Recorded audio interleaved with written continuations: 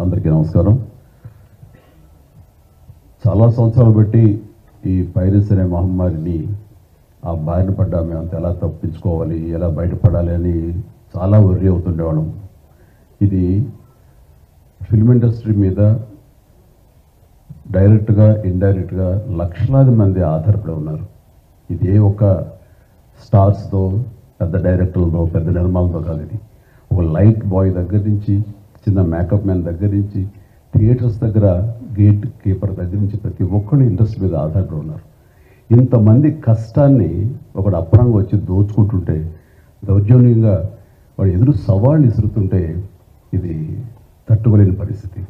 So ఇలాంటి వాటికి మార్గం ఏమిటి, ఎలా బయటపడాలి అనే దాని మీద తర్జన పడుతున్నటువంటి సమయంలో గత కమిషనర్ సివి ఆనంద్ గారి ఆధ్వర్యంలోనూ, అప్పుడు ఏఎస్పీ కవిత గారు, శ్రీనివాస్ గారు, వీళ్ళు, అలాగే ఆయన వెళ్ళిపోయిన తర్వాత దాని తర్వాత మళ్ళీ ఇది ఇలాగే ఉంటుందా, ఇలాగే కుంటుపడిపోతుందా, ఇలాగే తెరమరుగైపోతుందా అనుకున్న సమయంలో సినిమా ఇండస్ట్రీ గురించి, సినిమా కష్ట నష్టాల గురించి బాగా తెలిసినటువంటి, అన్ని రకాలుగా కాచి ఓడపోసినటువంటి, ఎంతో కన్సర్న్ ఉన్నటువంటి వ్యక్తి మన సిపి సజ్జనార్ గారు. ఆయన చూపించిన చొరవకి, ఆయన రెసిస్టెంట్ ట్రయల్స్కి మిగతా ఆఫీసర్స్ అందరూ సహకరించిన దానికి ఈ రోజున ఎవడైతే ఛాలెంజ్, ఏ పైరేట్ అయితే కనుక ఛాలెంజ్ విసిరేయడో దమ్ముంటే చూసుకోండి అతన్ని ఈ రోజున పట్టుకోవడానికి వారు సహకరించారు. అది వారి మనస్ఫూర్తిగా వారిని, వారికి సహకరించిన ఆఫీసర్స్ని, కవిత గారిని, శ్రీనివాస్ గారిని, ఇతర మహేష్, సిఏఎల్ని, వాళ్ళందరూ కూడా మనస్ఫూర్తిగా పరిశ్రమ తరపు నుంచి, నా తరపు నుంచి నా అభినందనలు, ధన్యవాదాలు మనస్ఫూర్తిగా తెలియజేస్తున్న సందర్భంగా.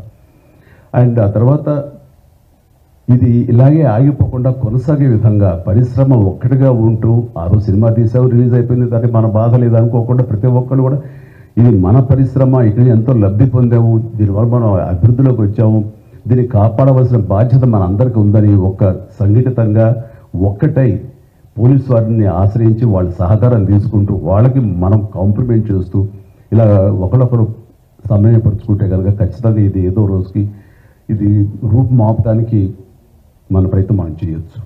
అండ్ ఇది ఈ రోజున గ్రేట్ అచీవ్మెంట్, ఈ ఐబొమ్మ నిర్వాహకుని పట్టుకోవటం.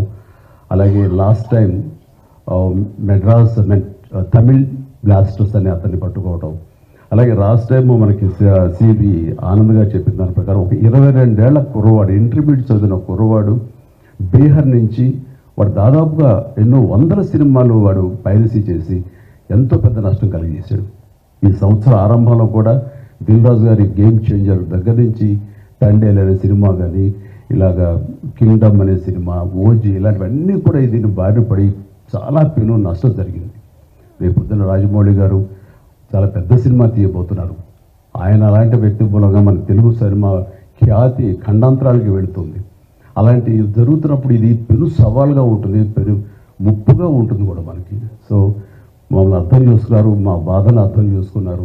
ఇవన్నీ సాధించాల్సింది ప్రభుత్వాలు, అక్కడ పోలీస్ డిపార్ట్మెంట్లు.